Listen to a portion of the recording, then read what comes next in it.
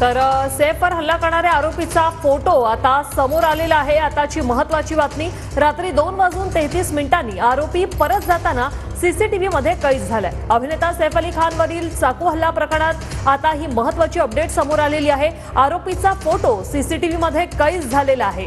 Exclusive दृश्य आपण पाहतोय, सीसीटीव्ही फुटेज समोर आलेला आहे। रात्री 2:33 सैफवर हल्ला झाला आणि हा आरोपी हल्ला करून परत जात असताना सीसीटीव्ही मध्ये कैद झालेला आहे। आता या सीसीटीव्हीच्या आधारे या आरोपीचा शोध सुरू असणार आहे। एका आरोपीचं लोकेशन हे प्रभादेवीमध्ये आढळलं होतं, तर दुसऱ्या आरोपीचा शोध सुरू होता। आरोपीचा हा व्हिडिओ जो आहे तो सध्या समोर आलेला आहे। सैफवर हल्ला करणारा हा आरोपी आहे तो सीसीटीव्ही मध्ये कैद झालेला आहे। सध्या सैफवर लीलावती रुग्णालयात उपचार सुरू आहे। त्याची प्रकृती स्थिर असल्याची माहिती डॉक्टरांकडून मिळालेली आहे।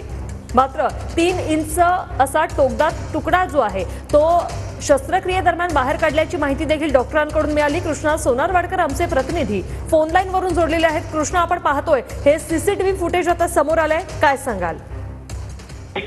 आपण पाहतोय की सैफ अली खानवरती हल्ला केल्यानंतर मध्यरात्री 2:33 आरोपी जेव्हा पायऱ्यावरून खाली उतरत होता तेव्हाचा हा सीसीटीव्ही फुटेज जे आहे ते 6 सेकंदाचं समोर आलेला आहे आणि याच सीसीटीव्ही फुटेजच्या माध्यमातून आरोपीची ओळख पटवण्यात आलेली आहे आणि त्याच अनुषंगानं आरोपीचा शोध घेतला जातोय।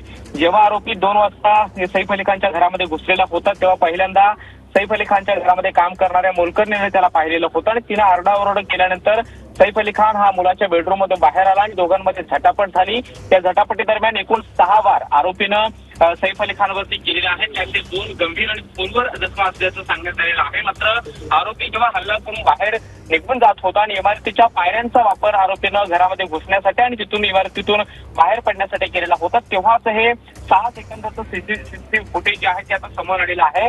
2:33 आरोपी पायऱ्यांवरून खाली उतरताना पाहायला मिळतोय। त्याच्या पाठीवरती एक बॅग सुद्धा पाहायला मिळते आहे आणि याच बॅगच्या माध्यमातून चोरीच्या उद्देशानं आरोपी हा सैफ अली खानच्या घरामध्ये घुसलेला असावा असा पोलिसांचा प्राथमिक निष्कर्ष आहे।